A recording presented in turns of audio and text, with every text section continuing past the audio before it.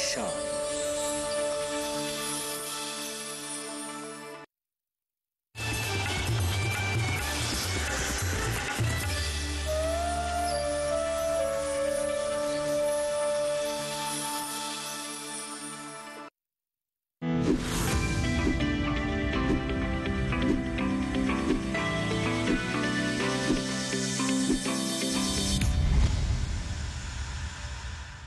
नमस्कार, आप देख रहे हैं दूरदर्शन किसान। सरकार आपके साथ में स्वागत आप सभी का। मैं हूं आपके साथ आदित्य शर्मा।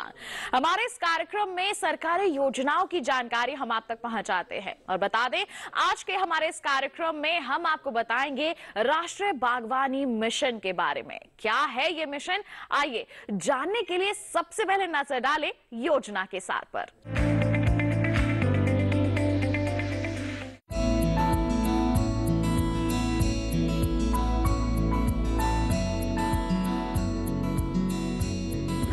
भारत में करीब 3.25 करोड़ हेक्टेयर पर इस समय बागवानी फसलें बोई जा रही हैं और उत्पादन 33 करोड़ टन को भी पार कर गया है।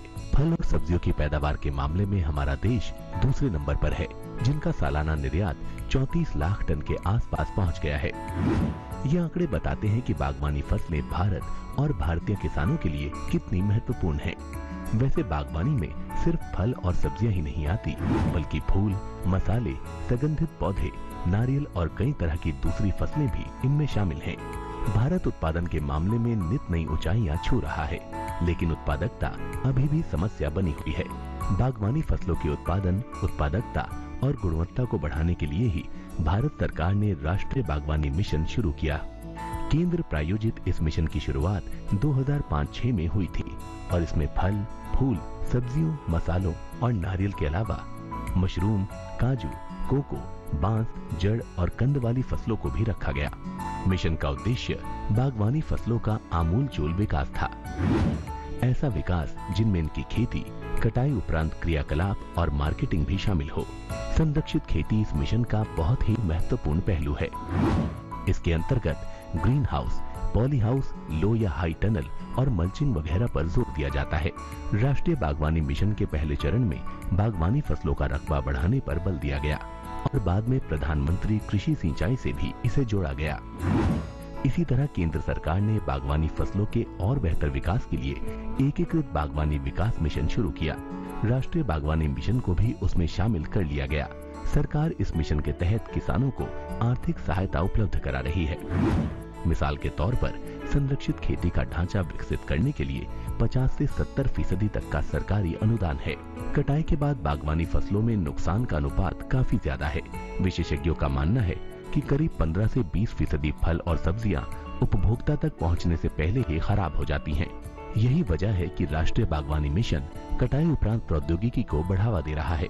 खासतौर से प्रसंस्करण तकनीक किसानों तक पहुंचाई जा रही है और भंडारण व्यवस्था को भी बेहतर बनाया जा रहा है। बागवानी क्षेत्र के संपूर्ण विकास के लिए खेती के आधुनिक तरीके शामिल किए जा रहे हैं।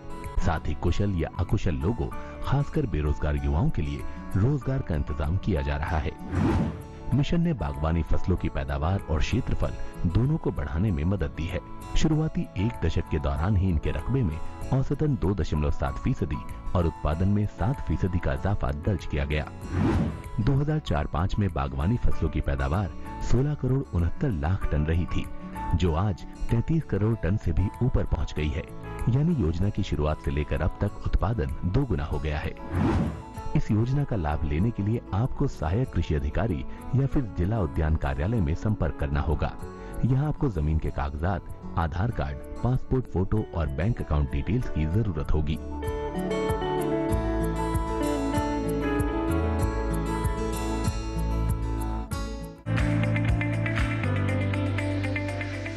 तो ये था योजना का सार। राष्ट्रीय बागवानी मिशन से जुड़ी कुछ अहम जानकारियां आपने हासिल कर ली, लेकिन अभी भी बहुत कुछ जानना बाकी है। बताएंगे आपको, लेकिन एक छोटे से ब्रेक के बाद। कहीं मत जाइए, देखते रहिए कार्यक्रम सरकार आपके साथ और बने रहिए दूरदर्शन किसान पर।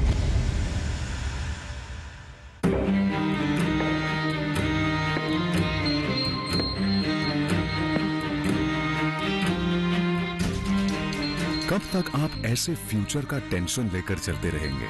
LIC के न्यू पेंशन प्लस के साथ अपनी पेंशन का प्लान बनाइए, क्योंकि ये प्लान आपके फ्यूचर के लिए मार्केट लिंक्ड वेल्थ क्रिएट करता है। और तो और इस प्लान में गारंटीड एडिशंस के साथ पेंशन पाने के कई ऑप्शंस भी हैं, so that you grow young and tension free. LIC, हर पल आपके साथ। दीदी, नौकरी लग गई। अरे वाह, बधाई हो। तो अब तो ढेर सारी शॉपिंग। हाँ दी, नया मोबाइल। अरे रुको शहजादे, सैलरी से पहले खर्चे। इंस्टेंट लोन भी तो मिलता है। पहले बजट बनाना सीखो, फिर खर्च करो। पर दी, देखो, कमाई का एक हिस्सा हमेशा बचाना चाहिए, लेकिन पार्टी देने से नहीं बचोगे तुम। हाँ दी, पार्टी मेरी, बजट तुम्हारा। अच्छा। RBI कहता है, सही वित्तीय बर्ताव करे आपका बचाव। ब्रेक के बाद दूरदर्शन किसान के कार्यक्रम सरकार आपके साथ में आप सभी का फिर से स्वागत। आइए अब आपकी मुलाकात करवा देते हैं हमारे विशेषज्ञ से, जो हमें विस्तार से बताएंगे कि राष्ट्रीय बागवानी मिशन क्या है इसके लाभ, और अगर हम आंकड़ों की बात करें तो क्या दर्शाते हैं, किस तरह का हो रहा है बदलाव। आइए रुक करते हैं हमारे विशेषज्ञ का। आज हम बात कर रहे हैं राष्ट्रीय बागवानी मिशन की। अभी तक आपने योजना का सार जान लिया, इस मिशन से आप कैसे जुड़ सकते हैं इसके बारे में आपने जानकारी हासिल कर ली, लेकिन अभी भी बहुत बारीकियां हैं जो हमें समझना जरूरी है। तो इस पर जानकारी ले लेते हैं, हमारे विशेषज्ञ हमारे साथ उपस्थित हैं। आइए सबसे पहले परिचय करवा दें। हमारे साथ डॉक्टर शिवलाल चावला उपस्थित हैं, बता दें एसोसिएट प्रोफेसर हैं नवसारी कृषि विश्वविद्यालय गुजरात में। सर, आपका बहुत बहुत स्वागत है। धन्यवाद।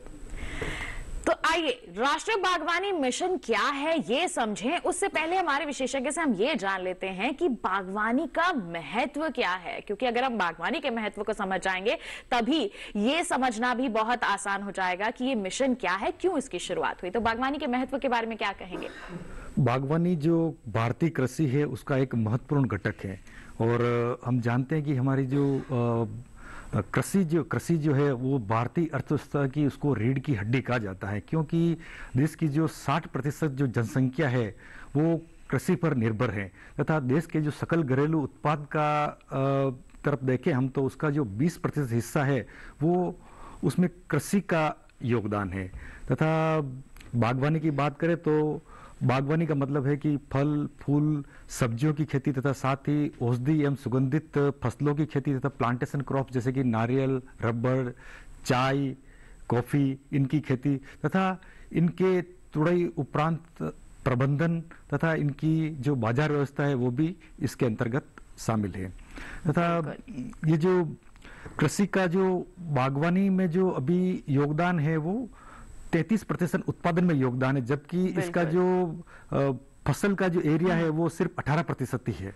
बिल्कुल, तो आपने बता दिया कि कितनी महत्वपूर्ण है। अगर बागवानी के हम बात करते हैं, कृषि जगत में हम बात करें तो योगदान भी काफी अच्छा है। ऐसे में लाभ के बारे में जानना चाहेंगे। बहुत सारे हमारे किसान हैं जो परंपरागत फसलों की खेती करते हैं, धीरे धीरे बदलाव आ रहा है, बागवानी की ओर भी अपना रुझान बढ़ा रहे हैं, लेकिन हम चाहेंगे ये भी हम हमारे किसानों तक जानकारी पहुंचा दें कि अगर बागवानी को अपनाते हैं तो लाभ क्या मिलते हैं उन्हें।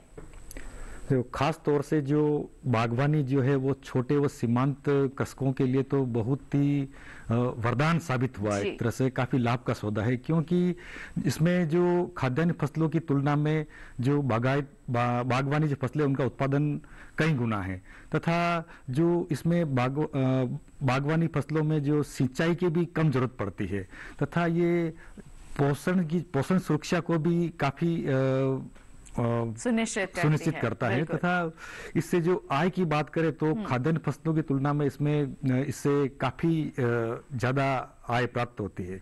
बिल्कुल, तो आय का एक अच्छा जरिया बन सकता है। हम पोषक सुरक्षा की यहाँ पर बात करें तो अच्छा है ये इस लिहाज से भी, और हमारे बजट में भी देखिए बागवानी को काफी यहाँ पर हम कहीं प्रोत्साहित किया गया है, इस पर काफी जोर दिया गया है, ध्यान दिया गया है इस बार के बजट में भी। तो आइए अब इस पर हम जानकारी ले लेते हैं राष्ट्रीय बागवानी मिशन की। अब इतने लाभ है, राष्ट्रीय बागवानी मिशन की शुरुआत की गई है, तो ये मिशन आखिर है क्या? डॉक्टर चावला क्या कहेंगे और किस उद्देश्य के साथ इसकी शुरुआत की गई है? भारत सरकार किसानों की जो दशा है उसको बेहतरीन बनाने के लिए तथा आय बढ़ाने के लिए काफी प्रयास कर रही है, और उनमें जो बागवानी की खेती में जो आने वाली जो समस्याएं हैं उनको दूर करने के लिए काफी योजनाएं चला रही है। और इसमें जो काफी योजनाएं चला रही है उसमें राष्ट्रीय बागवानी मिशन भी एक है। और राष्ट्रीय बागवानी मिशन जो है सन 2005-6 में शुरू किया गया था, तथा इसमें जो बागवानी फसलों हैं उसको जो क्षेत्रफल है उसको बढ़ाना तथा उत्पादन बढ़ाना ही इसका मुख्य उद्देश्य था, तथा इससे जो पोषण सुरक्षा तथा आय में वृद्धि करना भी इसका एक बड़ा उद्देश्य था। तथा इसके अंतर्गत जो काफी योजनाएं चालू की गई, जैसे सूक्ष्म सिंचाई पद्धति और जो नर्सरी, हाईटेक नर्सरी, फूलों की ग्रीन हाउस में खेती जैसे जरबेरा, गुलाब, कार्नेशन, सब्जियों की जो ग्रीन हाउस में खेती जैसे खीरा, टमाटर तथा कैप्सिकम तथा और भी काफी अन्य योजना है। तो इसको वित्तीय सहायता भी भारत सरकार उपलब्ध कराती है। बिल्कुल, तो देखिए काफी अच्छे उद्देश्य के साथ यहाँ पर शुरुआत की गई है, हमारे किसानों को वित्तीय सहायता मिल सके, बागवानी क्षेत्र में और भी ज्यादा विकास हो सके। साथ ही अगर हम बात करते हैं यहाँ पर पोषण सुरक्षा की, तो वो भी इस मिशन के साथ या फिर कहें तहत सुनिश्चित की जा सकती है। देश में काफी बदलाव आया है, काफी लोगों ने बागवानी को अपनाया है और सकारात्मक बदलाव महसूस भी किए हैं। तो ऐसे में आपसे भी हम यहाँ पर जानना चाहेंगे डॉक्टर चावला, अगर हम बात करते हैं राष्ट्रीय बागवानी मिशन की, तो इसके आने के बाद से अगर हम अर्थव्यवस्था की बात करें, हमारे किसानों की स्थिति की बात करें, तो किस तरह का प्रभाव पड़ा है? किसानों पर तथा देश की अर्थव्यवस्था पर जो राष्ट्रीय बागवानी मिशन है उसका बहुत ही सकारात्मक प्रभाव पड़ा है। इससे जो किसान की जो आय है उसमें कई गुना वृद्धि हुई है, तथा जो किसान ने जो भी फल, सब्जियों का या अन्य मसालों का जो निर्यात किया है उससे जो विदेशी मुद्रा मिली है या अर्जित हुई है, इससे अपने देश की अर्थव्यवस्था भी मजबूत हुई है। अगर फलों की बात करते हैं, फल और सब्जियों की, तो हमारा चीन के बाद में जो भारत है वो विश्व का दूसरा सबसे बड़ा उत्पादक देश बना है। तथा फलों की बात करते हैं तो केला, पपीता, आम, नींबू के उत्पादन में हम प्रथम स्थान पर हैं। और ये जो वर्तमान में जो उत्पादन है वो 107 मिलियन मीट्रिक टन फलों का उत्पादन है, तथा क्षेत्रफल के दृष्टि से 9.6 मिलियन हेक्टेयर जो इसका फलों का क्षेत्रफल है। तथा इसके निर्यात से जो हमें 5,593 करोड़ रुपए का हमने विदेशी मुद्रा इसके निर्यात से हमने अर्जित की है। इसी तरह से जो सब्जियों की बात करते हैं तो सब्जियों के उत्पादन में भी हमारा जो देश है वो विश्व का दूसरा सबसे बड़ा देश है। और जो उत्पादन की दृष्टि से 200 मिलियन मीट्रिक टन सब्जियों का हमने 2020-21 के आंकड़ों के अनुसार हमने उत्पादन किया है, वो जो 10.86 मिलियन हेक्टेयर क्षेत्रफल में है। तथा अदरक व भिंडी के उत्पादन में हम नंबर 1 है। और आलू, प्याज, फूल गोभी, पत्ता गोभी, बैंगन के उत्पादन में हमारा विश्व में दूसरा स्थान है। तथा इससे हमने 5,745 करोड़ रुपए की विदेशी मुद्रा अर्जित की है सब्जियों के निर्यात द्वारा। तथा इसके जो प्रमुख आयातक जो देश है वो बांग्लादेश, नेपाल और नीदरलैंड, मलेशिया, श्रीलंका है। तथा प्रोसेस्ड फ्रूट्स एंड वेजिटेबल्स, प्रसंस्कृत जो फल और जो सब्जियां हैं उनका भी हमने काफी निर्यात किया है। तथा फूलों की बात करें तो फूलों का भी हमें जो है 771 करोड़ रुपए का हमने निर्यात करके विदेशी मुद्रा अर्जित की है। तथा जो 771 करोड़ रुपए है उसमें से 70% योगदान तो सिर्फ शुष्क फूलों एवं उसकी बनावटों से हमने प्राप्त की है। इसका मतलब ये है कि जो शुष्क फूल या जो ड्राई फ्लावर के जो प्रोडक्ट्स हैं, ये एक बड़ा अच्छा नया व्यवसाय उभर के आया है। बिल्कुल। और तथा जो मसालों की बात करें तो 10.81 मिलियन मीट्रिक टन हमने मसालों का उत्पादन किया है। और भारत जो है मसालों के बारे में मसालों का घर की तरह जाना जाता है और शुरू से ही हम इसमें अग्रणी रहे हैं। और अभी मसालों का जो क्षेत्रफल की बात करें तो 4.50 मिलियन हेक्टेयर जो क्षेत्रफल इसका मसालों का है। बिल्कुल, तो देखिए साफ तौर पर यहाँ पर जो आंकड़े हैं वो बता रहे हैं कि कितना बदलाव आया है।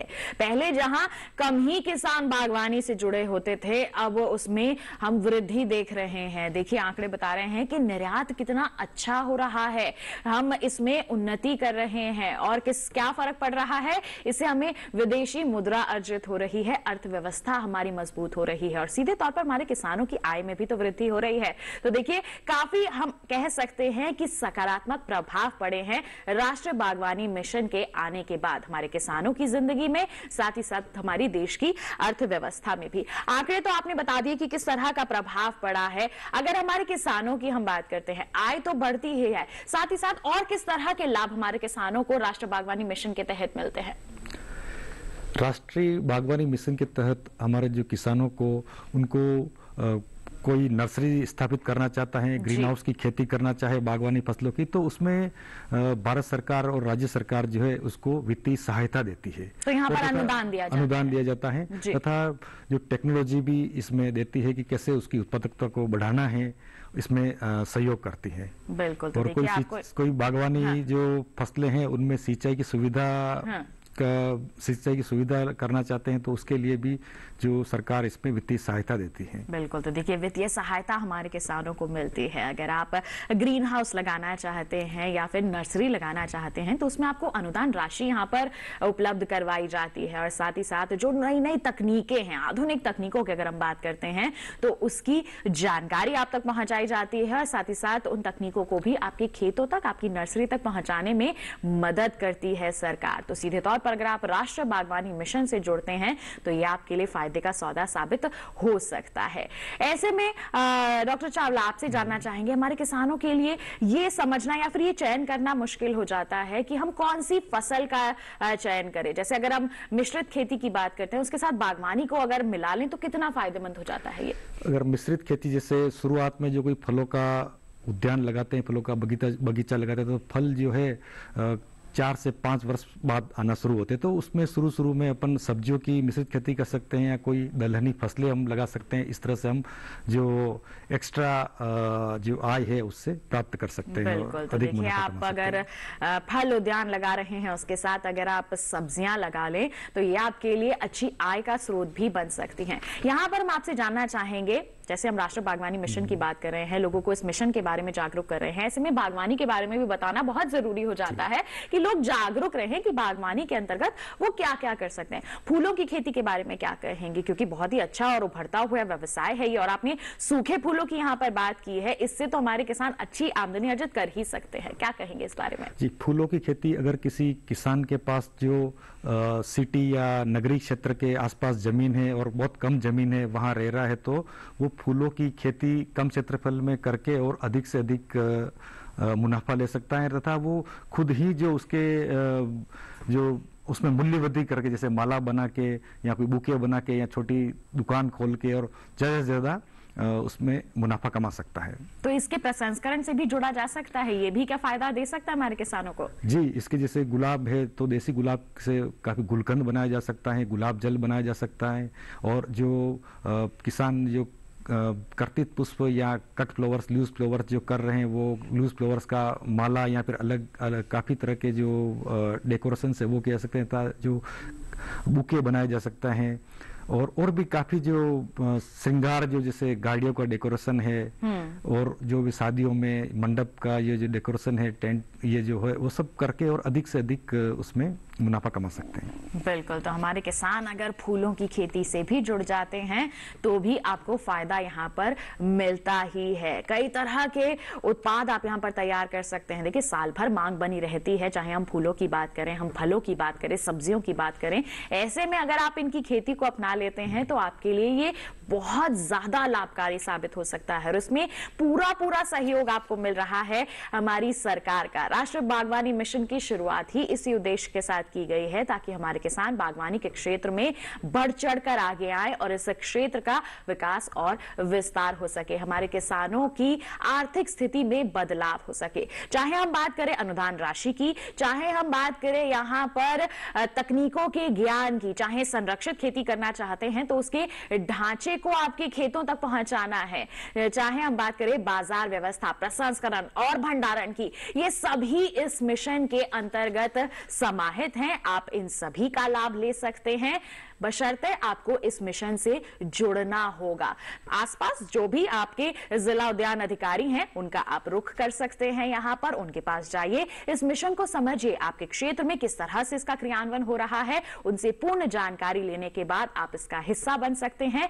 इसे अपने लिए तो फायदेमंद बना ही सकते हैं, साथ ही साथ इसे एक सफल मिशन भी बना सकते हैं। किसानों को क्या आप जानकारी देना चाहेंगे, क्या सलाह रहेगी आपकी इस मिशन को लेकर, बागवानी को लेकर? जो भी किसान बंधु राष्ट्रीय बागवानी मिशन से जुड़ना चाहते हैं और बागवानी फसलों की खेती करना चाहते हैं, वो अपने जो जिला उद्यानिकी कार्यालय या ब्लॉक स्तर के जो उद्यानिकी कार्यालय है वहाँ पे संपर्क करें, और जो किसान प्रथम बार बागवानी फसलें लगाना चाहते हैं वो उसकी जल और जमीन की जो जांच करा के फिर लगाएं। बिल्कुल, तो देखिए आपको इन सभी बातों को ध्यान में रखते हुए बागवानी को अपनाना है, और सरकार तो आपकी मदद के लिए तैयार ही है। आप राष्ट्रीय बागवानी मिशन का लाभ ले सकते हैं, इससे सीधा जुड़ सकते हैं। और इन तमाम जानकारियों के लिए अब बारी आती है धन्यवाद करने की। डॉक्टर चावला, आप यहाँ पर हमारे साथ उपस्थित हुए, आपने सभी को जागरूक किया, इस मिशन के बारीकियों को समझाया, आपका बहुत बहुत धन्यवाद। तो किसान भाइयों बहनों, आज के हमारे इस कार्यक्रम में आपने राष्ट्रीय बागवानी मिशन को करीब से जान लिया है। उम्मीद करते हैं कि अब आप भी इससे जुड़कर अपनी आमदनी में वृद्धि जरूर करेंगे और साथ ही साथ इस मिशन को सफल बनाने में अपनी भूमिका जरूर निभाएंगे। तो इसी के साथ बता दें आज के लिए बस इतना ही, लेकिन अगर आपके पास कोई है सुझाव तो आप हम तक पहुंचा सकते हैं। ईमेल कीजिए हमें, हमारी ईमेल आईडी है sarkaraapkesath@gmail.com। आप फेसबुक के जरिए जुड़ सकते हैं, फेसबुक पर जाइए, हिंदी में टाइप कीजिए सरकार आपके साथ, हमारा पेज खुलेगा, वहां पर आप अपने सवाल या फिर कोई सुझाव है तो पोस्ट कर सकते हैं। डीडी किसान कॉल सेंटर नंबर है 1800-113-060, जिस पर सोमवार से शनिवार सुबह 6 बजे से रात के 10 बजे तक कॉल करके आप अपने सवाल हैं या फिर कोई सुझाव है तो वो रिकॉर्ड करवा सकते हैं। तो किसान भाइयों बहनों, इसी के साथ आज के लिए बस इतना ही, हमें दीजिए इजाजत। अगले अंक में आपको किसी अलग सरकारी योजना के प्रति करेंगे जागरूक। तब तक के लिए आप बने रहिए दूरदर्शन किसान पर। नमस्कार।